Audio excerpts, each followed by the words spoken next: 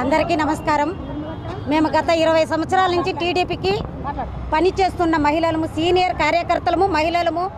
మరి మేము కొత్త వాళ్ళకి టికెట్ ఇచ్చిన దానికి బాధపడ్డంలే. కొత్త వాళ్ళు కావాలా, పాత వాళ్ళు కావాలా, పార్టీకి అందరూ కావాలా. మాధవరెడ్డికి టికెట్ వచ్చిందని మాకు కూడా సంతోషమే.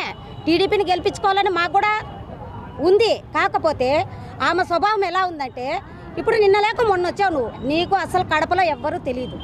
పాత కార్యకర్తల్ని, పాత నాయకుల్ని, సీనియర్ నాయకుల్ని కలుపుకొని 1కి 10 సార్లు నేను ఫోన్ చేసా, వాళ్ళు పలకడం కాదు, 1కి 10 సార్లు వెళ్ళి వాళ్ళని బుజ్జగించుకొని మనం పార్టీని నిలబెట్టుకోవాలా. మన చంద్రబాబు